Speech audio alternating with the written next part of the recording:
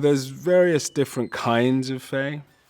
There's this sort of they come from different sort of ecosystems and different areas. So there's the forest fae, jungle fae, tundra. I'm part of the forest fae, as is Maleficent, and they all sort of occupy these sort of different spaces, but they've been pushed out of all of their different corners and their different areas, and so now are kind of in this one collective, and having been at this sort of perpetual war with humans and humanity and humankind for so long, that they're now sort of in this one last enclave. I think they're battle folk, really. The fae.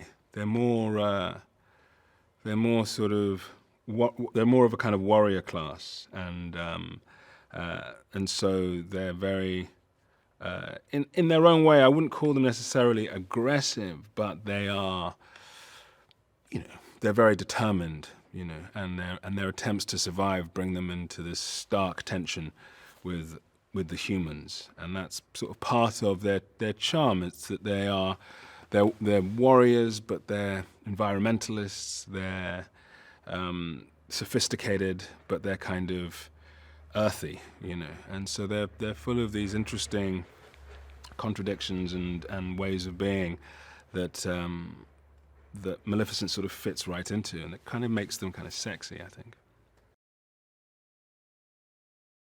Well, I mean, they've been in conflict with humans for so long that they, and the humans are responsible for their almost entire annihilation.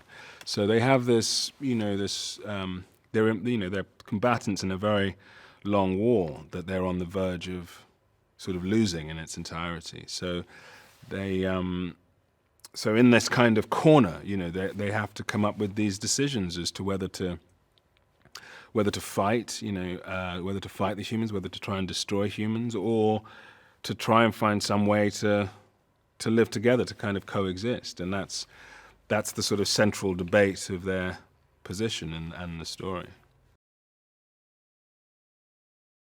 Well, Conall is a wise warrior, and has led the Fae numerous times into battles and to conflicts with the humans, but has now come to a point where, he's looking at a kind of different tack, and he sees that this way of doing things is sort of finite and isn't going to have any useful solution in many ways, and so he is looking for an alternative.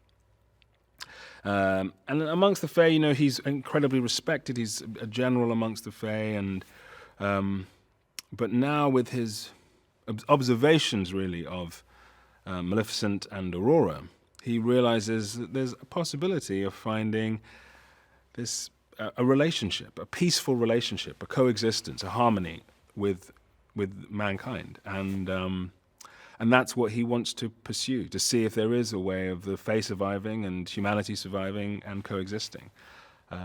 So, there are detractors from that, and there are people who are who push alongside with him. But, for a lot of the story, I feel like he's it's a philosophy that he is carrying, and trying to convince people of, including Maleficent. I think because she's able to bring all of that strength and all of the kind of fire of Maleficent, but she has she first of all has a great lightness of touch with that, so can be comic, and also can be vulnerable and can be sweet, and can mix those things up in a really in actually quite a complex way, but in a very rewarding way to watch and be part of. And I feel like that's what she managed to do so successfully in the first film, and she's done it again in this film, that she makes this character very complicated but very approachable, and very sort of easy to empathize with in all of these actually very layered and complex relationships with all these very different groups of people that Maleficent is kind of having to sort of dance around, whilst knowing that she has all of this very impressive and impactful power. So yeah, Joachim is somebody that I hadn't worked with before, but I'm familiar with his work, and what I've always loved about the work that I've seen of his is that has this such a rich, very controlled visual language that can be very expansive and bring in a lot of different elements.